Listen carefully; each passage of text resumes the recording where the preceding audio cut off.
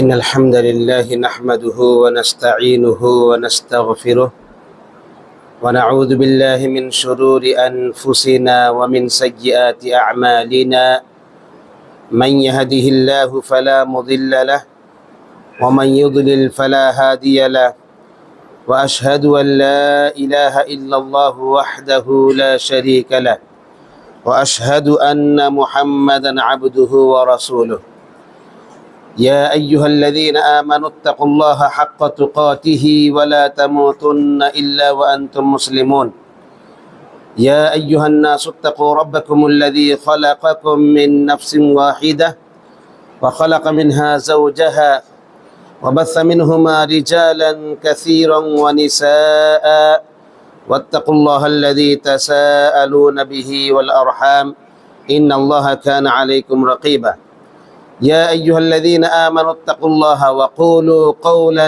سديدا يصلح لكم أعمالكم ويغفر لكم ذنوبكم ومن يطع الله ورسوله فقد فاز فوزا عظيما أما بعد فإن خير الحديث كتاب الله وخير الهدي هدي محمد صلى الله عليه وسلم وشر الأمور محدثاتها وكل محدثة بدعة وكل بدعة ضلالة وكل ضلالة في النار فأعوذ بالله من الشيطان الرجيم بسم الله الرحمن الرحيم والفجر وليال عشر وقال النبي صلى الله عليه وسلم ما من أيام العمل الصالح فيهن أحب إلى الله منه في هذه الأيام العشر قالوا ولا الجهاد في سبيل الله يا رسول الله قال ولا الجهاد في سبيل الله إلا رجل خرج بنفسه وماله ولم يرجع من ذلك رواہ البخاری۔ حاضرین جمعہ، نوجوان ساتھیوں، بزرگوں، اسلامی ماؤں اور بہنوں، ہم ایمان والوں پر اللہ رب العالمین کے بے شمار فضل و احسانات ہیں۔ اللہ تعالیٰ کے انہی فضل میں سے ایک اہم فضل یہ ہے کہ اللہ نے ہمارے لیے بعض مہینوں کے بعض ایام کو اہمیت والا، افضل اور بہتر قرار دیا ہے۔ مثلا اللہ رب العالمین نے رمضان کے مہینے کو خاص بنا کر کے ہمیں دیا تاکہ ہم رمضان کے اندر زیادہ سے زیادہ نیکیاں کر سکیں۔ یہ اللہ رب العالمین کا فضل ہے۔ ایسے ہی حرمت والے مہینے ہیں کہ اللہ تعالیٰ نے 4 حرمت والے مہینے ہمارے لیے خاص کیے۔ حرمت والے مہینے کا مطلب یہ ہے کہ ان مہینوں کے اندر خاص خیال رکھنا ہے اس بات کا کہ اللہ تعالیٰ کی کوئی نافرمانی نہ ہو، کوئی گناہ کا کام نہ ہو۔ ویسے تو کسی بھی وقت گناہ کا کام نہیں ہونا چاہیے، لیکن یہ ایک احساس دلانا ہوتا ہے، ایک جذبہ دلانا ہوتا ہے، ایک انسان کو ایک ایسی چیز سے جوڑنا ہوتا ہے کہ انسان اگر نفسیاتی اعتبار سے اس چیز سے جڑ جائے تو انسان سمجھتا ہے کہ یہ حرمت والے مہینے چل رہے ہیں، اللہ تعالیٰ کی نافرمانی نہیں کرنا چاہیے۔ جیسے رمضان میں عام طور پر ہمارے یہاں پر احساس رہتا ہے کہ رمضان کا مہینہ چل رہا ہے، ہمیں نماز نہیں چھوڑنی چاہیے، ہمیں مختلف قسم کی عبادات سے اپنے آپ کو محروم نہیں رکھنا چاہیے، اور ہمیں گناہوں سے بچنا چاہیے۔ یہ والی بات رمضان کے مہینے کے لیے تو ٹھیک ہے، ہم کرتے ہیں۔ یہ اور بات ہے کہ رمضان میں بھی ہم بڑے غافل ہو گئے آج کل کہ رمضان میں بھی وہ اہتمام نہیں کرتے جو ہم سے مطلوب ہیں۔ لیکن رمضان کے علاوہ جو اور ایام کو اللہ رب العالمین نے ہمارے لیے افضل قرار دیا ہے، اور مہینوں کو ہمارے لیے جو حرمت والے مہینے قرار دیے ہیں، ان مہینوں کے حوالے سے ہمارے یہاں پر غفلت پائی جاتی ہے، سستی پائی جاتی ہے۔ اب اگر میں آپ لوگوں سے پوچھوں کہ جن ایام سے ہو کر کے آپ گزر رہے ہیں، آپ کو پتہ ہے کہ یہ حرمت والے مہینے ہیں، 4 حرمت والے مہینے ہیں، اگر میں سوال پوچھ لوں تو زیادہ تر لوگ جواب ہی نہیں دے پائیں گے کہ 4 حرمت والے مہینے کون ہیں۔ اور اگر کچھ لوگ جواب دے لے جائیں کہ 4 حرمت والے مہینے یہ ہیں، لیکن اکثر و بیشتر یا سارے کے سارے لوگ ان مہینوں کے اندر جن چیزوں کا اہتمام کرنا چاہیے کیا وہ اہتمام کیا جا رہا ہے؟ حقیقت میں آپ دیکھیں گے کہ اللہ رب العالمین کی طرف سے جو بڑا فضل ہے، یہ ایام کو اہمیت اور اس کی فضیلت دینے کا مقصد یہ ہے کہ ہمارے دل کے اندر ایک احساس جگا دیا جائے، ہمارے دل کے اندر ایک جذبہ جوڑ دیا جائے۔ ورنہ آپ اگر فزیکلی دیکھیں گے تو وہی سورج نکلتا ہے، وہی ڈوبتا ہے، وہی چاند نکلتا ہے، پھر چاند غروب ہو جاتا ہے۔ ایام کی جو کیفیت اور اس کی صفت اور اس کی ماہیت ہے وہ تو اسی طرح سے ہے، لیکن کہہ دیا گیا کہ یہ مہینہ فلاں وقت سے شروع ہوتا ہے اور فلاں جگہ پہ جا کر کے ختم ہوتا ہے، اور یہ مہینہ اس وقت سے لے کر کے اس وقت یہ فضیلت والے مہینے ہیں، یہ حرمت والے مہینے ہیں۔ تو یہ اصل میں ہمارے ذہن و دماغ کے اندر ایک بات ڈال دی گئی، تو ہمیں وہ احساس حقیقت میں اس وقت کے آنے پر ہونا چاہیے۔ جیسے زندگی کے اندر ہم اپنی زندگی کے اندر جو نارمل زندگی گزارتے ہیں، یہ والا احساس ہماری زندگی میں آتا ہے کہ نہیں آتا ہے؟ مثلا آپ کے گھر میں شادی کا موقع ہے، آپ کے لڑکے کی شادی ہے، لڑکی کی شادی ہے، تو شادی کی محفل کئی دنوں تک جمی رہتی ہے۔ باقاعدہ شادی سے پہلے وہ احساس دل کے اندر رہتا ہے، ہاں شادی ہے، شادی کے بعد بھی وہ احساس رہتا ہے کہ شادی ہوئی، پھر شادی سے پہلے لوگوں کو بلانا اور مختلف قسم کے کھانے کا بندوبست کرنا، یہ ایک احساس کے ساتھ آپ کے حالانکہ نارمل ایک زندگی گزار رہے ہوتے ہیں، لیکن ایک ایسا موقع آ جاتا ہے کہ اس موقع کی مناسبت سے آپ کے دل کا احساس بدل جاتا ہے اور پھر آپ کا عمل بدل جاتا ہے۔ آپ اگر غم میں بھی رہتے ہیں، اس موقع کے آنے کے وقت آپ خوشی محسوس کرتے ہیں اور آپ کا غم خوشی میں بدل جاتا ہے۔ ایسے ہی آپ ذرا سوچیں، مختلف اور مواقع آتے ہیں، مثلا آپ کا کوئی لڑکا باہر کسی ملک میں ہے، وہ آنے والا ہے اگلے مہینے، پہلے سے احساس ہے وہ آنے والا ہے، اس کے لیے یہ کرنا ہے، گھر کے اندر یہ چیزیں پکانی ہے، ماں یہ سوچتی ہے یہ چیزیں پکانی ہے، میرا لڑکا آنے والا ہے باہر سے، تو ایک وقت آ جاتا ہے، موقع آ جاتا ہے، تو نارمل زندگی کے اندر خود بخود آپ کے دل کے اندر وہ والا احساس آ جاتا ہے۔ لیکن اگر آپ سے یہ پوچھ لیا جائے، یہ جو ایام سے آپ ہو کر کے گزر رہے ہیں، یہ ایام حرمت والے ایام ہیں، حرمت والے مہینے ہیں، تو کیا آپ کو پتا ہے؟ پہلی بات آپ کو پتا ہے؟ تو زیادہ تر لوگوں کا جواب نہیں پتا ہے۔ چلو کچھ لوگوں کو پتا بھی ہے یہاں یہ حرمت والے مہینے، تو کیا آپ کے دل کے اندر احساس ہے؟ کیا کبھی گناہ کرتے وقت آپ کو ایسا لگا کہ آپ کے رب نے کہا کہ فَلَا تَظْلِمُوا فِيهِنَّ أَنفُسَكُمْ کہ ان حرمت والے مہینوں کے اندر تم اپنے آپ پر ظلم نہ کرو؟ مطلب یہ ہے کہ گناہ نہ کرو، اپنے رب کی نافرمانی نہ کرو۔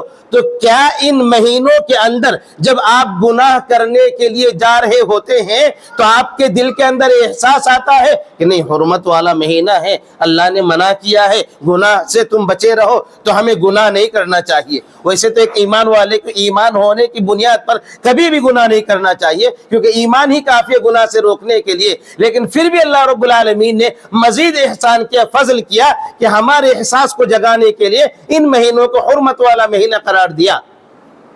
تو اس سلسلے میں ہمارے یہاں پر بڑی غفلت پائی جاتی ہے۔ اصل میں مجھے بولنا تھا چونکہ آگے ایام عشر 10 ذی الحجہ مہینے کے پہلے 10 دن یہ بھی فضیلت والے دن ہیں، اس کی بھی بڑی اہمیت ہے۔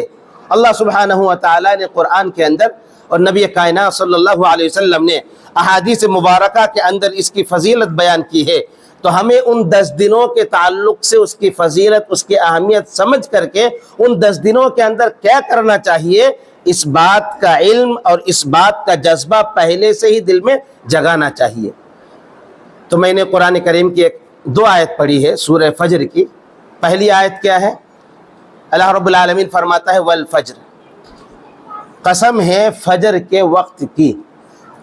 جو فجر کا وقت ہوتا ہے، جو بہت اہم ترین وقت ہوتا ہے، جس وقت میں اللہ رب العالمین دنیاوی آسمان پر نزول فرماتا ہے اور پھر اللہ تعالیٰ پکار کر کے کہتا ہے کہ کوئی ہے میرا بندہ جو مجھ سے مانگے تو میں اس کی طلب کو پورا کروں، کوئی ہے میرا بندہ جو مجھ سے معافی مانگے تو میں اس کو معاف کر دوں، کوئی ہے میرا بندہ جو دعا کرے تو دعا کو قبول کروں، کوئی ہے میرا بندہ جو روزی مانگے تو میں اس کو روزی دوں۔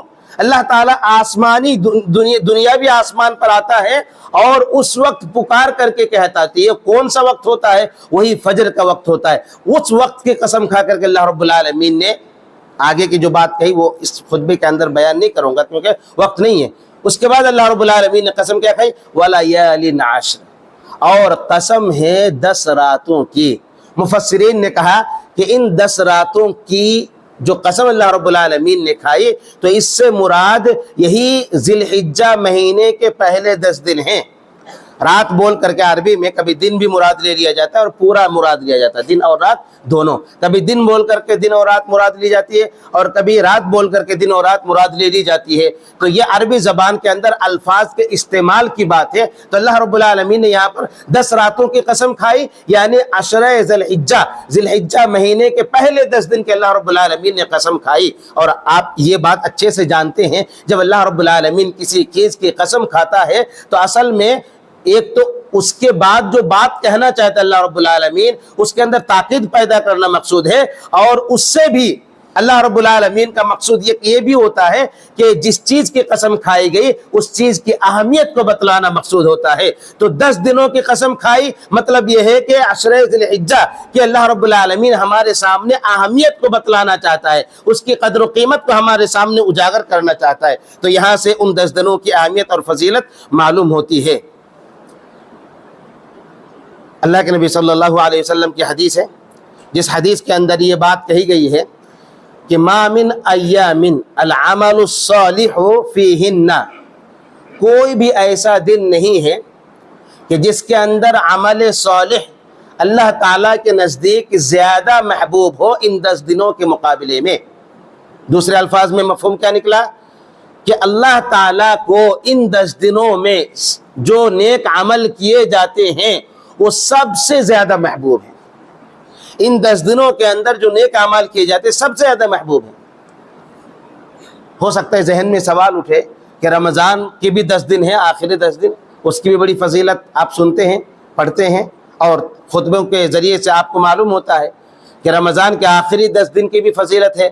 تو علماء نے کہا کہ پھر کن 10 دنوں کی زیادہ یہاں تو بات کہی جا رہی ہے کہ اس کے علاوہ کوئی اور دن ہے ہی نہیں، تو پھر رمضان کے 10 دن ہم لیں یا پھر یہ عشرہ ذی الحجہ کے پہلے 10 دن کی لیں. تو یہاں پر علماء نے ایک بات کہی اور جو بہت مناسب ہے وہ یہ ہے کہ رمضان کے اندر جن 10 دنوں کی فضیلت ہے تو اصل میں 10 راتوں کی فضیلت ہے. رمضان میں 10 راتوں کی فضیلت ہے اور یہ عشرہ ذی الحجہ کے اندر ذی الحجہ کے جو پہلے 10 دن ہیں یہ دن کی فضیلت ہے. تو اس طرح سے دونوں باتوں میں کوئی ٹکراؤ نہیں، شریعت میں کوئی ٹکراؤ نہیں ہے شریعت کی کسی دلیل کے اندر. تو آپ کو یہ نہیں سمجھنا چاہیے کہ یہ تو دونوں بات آپس میں ٹکراتی ہے، وہ 10 دن زیادہ بہتر ہے کہ یہ 10 دن بہتر ہے. رمضان کے 10 رات بہتر ہے اور یہاں پر ذی الحجہ کے 10 دن بہتر ہیں. تو دن کا یہاں پر ذکر ہے جو مناسب ہے. تو اللہ رب العالمین نبی صلی اللہ علیہ وسلم نے فرمایا کہ ان ایام میں جو بھی نیک اعمال کیے جاتے ہیں اللہ کو بہت زیادہ پسند ہے. اب نیک عمل کیا ہے؟ نیک عمل یہ ہے کہ آپ کا عمل کے اندر اخلاص ہو اور وہ عمل نبی کی سنت کے مطابق ہو، وہ نیک عمل ہے. اب اس کے اندر ہر عمل کو جوڑ لیں، آپ اس نیک عمل کے اندر ہر عمل کو جوڑ لیں. آگے میں 2-4 اعمال کے بارے میں بتلاؤں گا جس کا خاص اہتمام ان 10 دنوں کے اندر نبی صلی اللہ علیہ وسلم کی سنت سے ثابت ہے. لیکن یہاں سے حدیث سے کیا معلوم ہوتا ہے کہ ہر نیک عمل ہمیں کرنا چاہیے، اور جب یہ 10 دن کے اندر ہم داخل ہو جائیں تو جو بھی نیک عمل آپ کو میسر آئے، کوئی اگر یہ سوچ لے کہ 10 دن میں پورا قرآن ختم کروں گا تلاوت کر کے تو وہ بھی بہت بہتر عمل ہے. کوئی یہ سوچ لے کہ اس طرح سے رمضان میں خرچ کرتا ہوں، ان 10 دنوں کے اندر میں خرچ کروں گا اللہ کے راستے میں، تو وہ بھی بہت بہتر عمل ہے. کوئی ذکر و اذکار کا اہتمام کرے، بہت بہتر عمل ہے. غرض ہے کہ جو بھی نیک عمل آپ کو سمجھ میں آئے، آپ کی نگاہ کو سامنے آ جائے کہ یہ نیک عمل ہے، آپ کے دل کے اندر جذبہ جاگا تو فوری طور پر آپ کو نیک عمل ان 10 دنوں کے اندر کرنا چاہیے، کیونکہ اللہ رب العالمین کے یہاں پر ان 10 دنوں کے اندر نیک عمل جو کیا جاتا ہے وہ بہت زیادہ محبوب ہے. اس بات کی اہمیت اس انداز میں آپ سمجھیے کہ ایک صحابی کے دل میں سوال پیدا ہوا کہ کوئی بھی نیک عمل دیگر ایام کے مقابلے میں اللہ رب العالمین کے نزدیک محبوب ہے.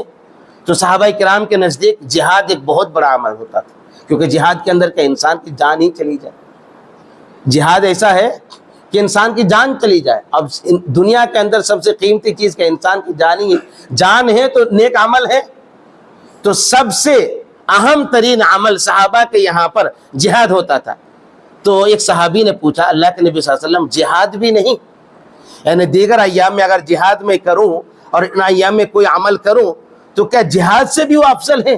تو اللہ کے نبی صلی اللہ علیہ وسلم نے کہا کہ ہاں جہاد سے بھی افضل ہے. سبحان اللہ بولیے. جہاد سے بھی افضل ہے. آپ کو میدان جہاد میں جانا ہی نہیں پڑ رہا ہے. البتہ ایک شخص کو اللہ کے نبی صلی اللہ علیہ وسلم نے مستثنا کیا ہے. وہ کون سا شخص ہے؟ کہ جو اپنے مال اور اپنی جان لے کر کے میدان جہاد میں پہنچتا ہے اور ان دونوں میں سے کوئی بھی چیز واپس نہیں آتی، یعنی وہ شہید ہو جاتا ہے اور مال بھی اللہ کے راستے میں لگ جاتا ہے، تو وہ شخص بہتر ہو سکتا ہے. لیکن عام حالت میں اگر کوئی جہاد میں گیا پھر واپس آ گیا مال لے کر کے، مال غنیمت لے کر کے وہ لوٹا، تو اس عمل سے بھی زیادہ افضل عمل ان 10 دنوں کے اندر اللہ رب العالمین نے بیان فرمایا. تو آپ ذرا سوچ سکتے کہ اس کی اہمیت اور اس کی قدر و قیمت کیا ہے. تو حقیقت میں ان ایام کی بڑی فضیلت ہے. مختصر طور پر میں بتلا دوں کہ ابن حجر رحمہ اللہ نے ان احادیث کی تشریح کرتے ہوئے یہ کہا کہ ان ایام کو اللہ رب العالمین کے یہاں پر اتنی زیادہ فوقیت اور اتنی زیادہ فضیلت حاصل کیوں ہے. تو انہوں نے کہا کہ جتنی بھی بڑی بڑی عبادتیں ہیں ان 10 دنوں کے اندر اللہ رب العالمین نے جمع کر دیا ہے. مثلا نماز تو 5 وقت کی نماز تو ہے ہی ہے، تو 10 دن کے اندر بڑی عبادتوں میں ایک نماز کی عبادت آ گئی. دوسری بڑی عبادت حج ہے. حج بھی اس مہینے کے اندر اور ان 10 دنوں کے اندر ادا کرنا ہوتا ہے. اسی طرح سے روزہ یہ بھی بہت بڑی عبادت ہے. تو روزے رکھنا یہ ان 10 دنوں کے اندر یعنی 9 دن 1 تاریخ سے لے کر کے 9 تاریخ تک، تو یہ بھی نبی صلی اللہ علیہ وسلم کی سنت سے ثابت ہے روزہ رکھنا. اسی طرح سے ان مہینوں کے اندر صدقہ کرنا، یعنی صدقہ بھی بہت اہم ترین عبادت ہے، جو کہ یہاں پر نیک عمل کے طور پر صدقہ کرنا بھی افضل ترین عبادت ہے. تو یہ بھی شامل ہیں. تو آپ دیکھیں گے جو بڑی بڑی عبادتیں ہیں ان 10 دنوں کے اندر اللہ رب العالمین نے جمع کر دیا ہے. اس کی بنیاد پر ان 10 دنوں کی فضیلت بڑھ جاتی ہے. اب کیا ہمیں کرنا چاہیے وہ آپ جان لیجئے. پہلا عمل جو ہمیں ان ایام کے اندر مشروع ہے، ایک تو وہ لوگ جو حج کے لیے گئے یا بھی جانے والے ہیں تو ایام حج کے اندر وہ حج کے مناسک ادا کریں گے. ان ایام کے جو اعمال ہیں عمرہ کرنا اور حج کے جو مناسک ہیں 8 ذی الحجہ کے داخل ہونے کے بعد وہ جو حج کے مناسک شروع ہو جاتے ہیں، تو وہاں سے پھر حج کے سارے مناسک اور سارے اعمال کو انجام دیں گے، ارکان کو اور اس کے مستحبات کو، رجوبات کو، واجبات کو انجام دیں گے. تو وہ اعمال حاجی لوگ کریں گے. اور اسی طرح سے عمرہ کے اندر بھی اس بات کا اہتمام کریں گے جو عمرہ کے مناسک ہیں. یہاں پر رہ کر کے ہم جس بات کا اہتمام کر سکتے ہیں سب سے زیادہ وہ یہ ہے کہ ہم 1 تاریخ سے لے کر کے 9 تاریخ تک روزہ رکھیں. جیسا کہ اللہ کے نبی صلی اللہ علیہ وسلم روزہ رکھتے تھے. اللہ کے نبی صلی اللہ علیہ وسلم کے بارے میں ہے کہ آپ صلی اللہ علیہ وسلم ذی الحجہ مہینے کی 1 تاریخ سے لے کر کے 9 ذی الحجہ تک روزہ رکھتے تھے. تو آپ صلی اللہ علیہ وسلم روزے کا اہتمام دیکھیں. روزہ یہ بہت ہی افضل ترین عبادت ہے. اتنا افضل ترین عبادت ہے کہ روزے کے بارے میں اللہ تعالیٰ نے کہا کہ میں اپنے ہاتھ سے اس کا اجر بدلہ دوں گا. اسی طرح سے ایک حدیث کے اندر نبی صلی اللہ علیہ وسلم نے فرمایا کہ اگر ایک انسان 1 روزہ رکھتا ہے تو اس 1 روزے کے بدلے اللہ تعالیٰ 70 سال کا فاصلہ اس کے اور جہنم کے درمیان دوری کر دیتا ہے. آپ ذرا سوچئے کہ 70 سال کے فاصلے پر آپ چلے جاتے 1 روزہ رکھنے کی وجہ سے، اور 9 روزہ رکھیں گے تو کس قدر یہ فضیلت کی بات ہوگی اور جہنم سے بچاؤ کا یہ بڑا ذریعہ ہوگا. تو اللہ کے نبی صلی اللہ علیہ وسلم روزہ رکھنے کا اہتمام کرتے تھے. اسی طرح سے ان 10 دنوں کے اندر ہمیں نمازوں کا خاص اہتمام کرنا چاہیے. یہ بات تو بولنی نہیں چاہیے، یہ بات نہیں بولنی چاہیے، لیکن بہت سارے ایسے ہمارے جمعہ پڑھنے والے بھائی ہیں جمعہ کے روز آتے ہیں. افسوس کی بات یہ ہے کہ 5 وقت نمازوں کا اہتمام نہیں کرتے ہیں آج کے زمانے میں، جبکہ مسلمانوں پر سارے مظالم ڈھائے جا رہے ہیں. اس کے بنیادی وجہ کیا جانتے ہیں؟ یہ آپ کے اعمال ہے. اعمال کا جو اس کا غلط اثر ہے، برا اثر ہے، عمل کا جو نتیجہ ہے آخرت میں تو ملتا ہی ہے لیکن دنیا کے اندر بھی اس کا انجام بھگتنا پڑتا ہے۔ تو ہمیں جو بہت سارے انجام بھگتنے پڑ رہے ہیں انفرادی طور پر یا اجتماعی طور پر، کتنے سارے ہم پر کس قسم کے مظالم ڈھائے جا رہے ہیں، اور اس کی بنیادی وجہ کیا ہے؟ بنیادی وجہ یہ ہے کہ خود ہمارے اعمال صحیح نہیں ہیں۔ تو آج کے ایام میں اگر مسلمان، وہ بھی باشعور مسلمان جو جمعہ کی نماز پڑھنے کے بارے میں جانتے کہ جمعہ کی نماز میں آنا چاہیے، خطبہ سننا چاہیے، ان مسلمانوں کو ہو کیا گیا ہے کہ بار بار تاکید کی جاتی ہے کہ 5 وقتہ نمازوں کا اہتمام کرنا آپ پر واجب ضروری ہے۔ بعض احادیث کی روح سے پتہ چلتا ہے کہ جب تک آپ نماز نہیں پڑھتے ہیں تو کفر اور اسلام کے درمیان فرق کرنے والی چیز یہی نماز ہے۔ نبی صلی اللہ علیہ وسلم نے واضح طور پر احادیث کے اندر اس بات کو بیان کیا ہے، یعنی کوئی یہ آسان بات نہیں ہے، بہت ہی اہم ترین بات ہے اسلام کی، کہ ایک مسلمان سب سے زیادہ جس بات کا اہتمام کرے گا وہ یہ نمازوں کا اہتمام کرے گا۔ آپ کو جب پتا ہے کہ آپ کے رب نے عبادت کے لیے پیدا کیے تو عبادت کیا ہے، آپ جب نماز ہی نہیں پڑھیں گے تو عبادت کا حق ادا کیسے کر پائیں گے؟ جبکہ عبادت کا پہلا حق ہی یہی ہے کہ اللہ رب العالمین کو راضی کرنے کے لیے اللہ نے آپ پر جو 5 وقت نماز فرض کی ہے ان نمازوں کا آپ اہتمام کریں۔ تو میرے مسلمان بھائیوں، آپ کو اس وقت ہوش کا ناخن لینا چاہیے اور نمازوں کا اہتمام کرنا چاہیے۔ آپ نبی صلی اللہ علیہ وسلم کے امتی ہونے کا دعویٰ کرتے ہیں، نبی سے محبت کا دم بھرتے ہیں اور نماز چھوڑتے ہیں، افسوس کی بات ہے، نماز نہیں چھوڑنی چاہیے۔ تو نماز کا اہتمام آج ہی سے ہونا چاہیے، ان 10 دنوں کے اندر خاص اہتمام ہونا چاہیے، جیسا کہ اللہ کے نبی صلی اللہ علیہ وسلم نے ان ایام کے اندر اس کی بڑی فضیلت بیان کی ہے۔ اسی طرح سے ہمیں جس بات کا اہتمام کرنا چاہیے کہ ان ایام کے اندر کثرت سے اللہ رب العالمین کا ذکر کرنا چاہیے، جیسا کہ اللہ کے نبی صلی اللہ علیہ وسلم کی حدیث ہے۔ آپ صلی اللہ علیہ وسلم فرماتے ہیں کہ فَأَكْثِرُوا فِيهِنَّ مِنَ التَّهْلِيلِ وَالتَّكْبِيرِ وَالتَّحْمِيدِ۔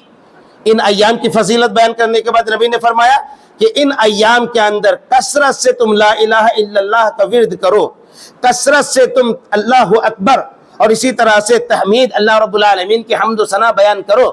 تو جو تکبیرات ہیں، اللہ اکبر اللہ اکبر اللہ اکبر، لا الہ الا اللہ واللہ اکبر اللہ اکبر وللہ الحمد، یا اس کے علاوہ جو کوئی بھی اذکار ہیں، ان اذکار کو زیادہ سے زیادہ کرنا چاہیے۔ دیکھیے، آپ اگر ایمان پر قائم رہنا چاہتے ہیں، رب کے ساتھ خاص تعلق جوڑنا چاہتے ہیں، اپنے دل کو مضبوط رکھنا چاہتے ہیں اور رب سے جڑے رہنا چاہتے ہیں تو ذکر ضروری ہے۔ ذکر کے بغیر آپ کا تعلق اللہ سے قائم ہی نہیں ہو سکتا ہے۔ نماز کیا ہے، 10 منٹ آپ پڑھ کے چلے جاتے ہیں، پھر اللہ کو بھول جاتے ہیں، لیکن یہی اذکار ہیں جو آپ کے دل کو بار بار یاد دلاتے ہیں کہ اللہ رب العالمین کے ساتھ تمہارا خاص تعلق ہونا چاہیے۔ تو ان ایام کے اندر اذکار کا بھی اہتمام ہونا چاہیے۔ اسی طرح سے ان ایام میں خاص صدقہ اور اللہ رب العالمین کے راستے میں خرچ کرنے کا بھی اہتمام ہونا چاہیے، کیونکہ صدقہ کے ذریعے سے بھی ایک انسان اپنے آپ کو جہنم کی آگ سے بچا سکتا ہے، جیسا کہ اللہ کے نبی صلی اللہ علیہ وسلم نے فرمایا اتقوا النار ولو بشق تمرہ، کہ جہنم کی آگ سے بچو اگرچہ کہ وہ کھجور کے گٹھلی کے ذریعے سے ہی کیوں نہ ہو۔ معلوم ہوا کہ کھجور کا ٹکڑا آپ صدقہ کر کے جہنم سے بچ سکتے ہیں، تو یہ کوئی چھوٹا موٹا عمل نہیں ہے۔ جہنم سے بچنا یہ بہت ہی بڑا عمل ہے کہ ہمیں اپنے آپ کو جہنم سے بچانے کے لیے کہا گیا ہے، تو ہمیں صدقہ کر کے اللہ کے راستے میں خرچ کر کے غریبوں کے لیے، یتیموں کے لیے، بیواؤں کے لیے اپنے جیب سے پیسے نکال کر کے ان پر خرچ کر کے ہمیں جہنم سے بچنا چاہیے۔ ان ایام کے اندر یہ عمل اگر ہم کریں تو اللہ رب العالمین کے نزدیک یقینی طور پر یہ بہت ہی افضل ترین عمل ہوگا۔ اسی طرح سے خاص طور پر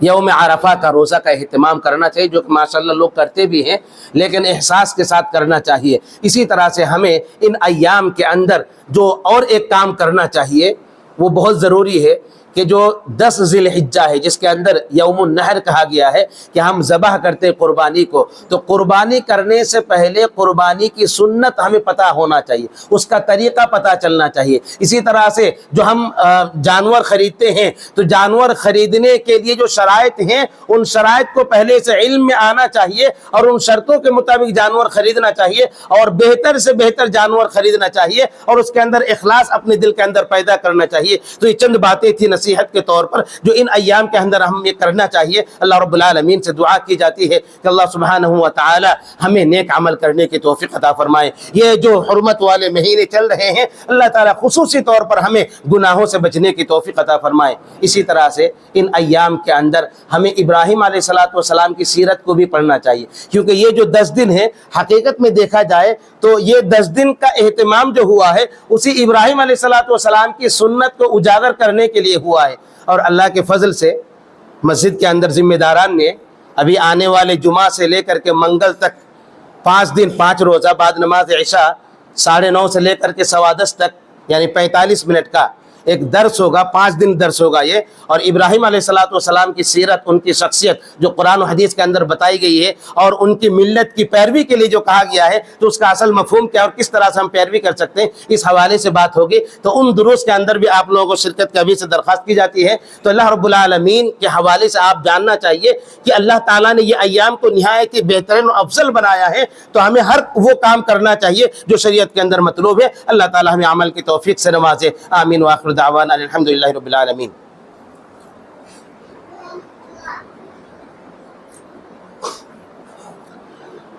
إن الحمد لله نحمده ونستعينه ونستغفره ونعوذ بالله من شرور أنفسنا ومن سيئات أعمالنا من يهده الله فلا مضل له ومن يضلل فلا هادي له وأشهد أن لا إله إلا الله وحده لا شريك له وأشهد أن محمدا عبده ورسوله أما بعد فإن خير الحديث كتاب الله وخير الهدي هدي محمد صلى الله عليه وسلم وشر الأمور محدثاتها وكل محدثة بدعة وكل بدعة ضلالة وكل ضلالة في النار أعوذ بالله من الشيطان الرجيم إن الله يأمر بالعدل والإحسان وإيتاء ذي القربى وينهى عن الفحشاء والمنكر والبغي يعظكم لعلكم تذكرون واذكروا الله يذكركم وادعوه يستجب لكم ولذكر الله أكبر والله يعلم ما تصنعون۔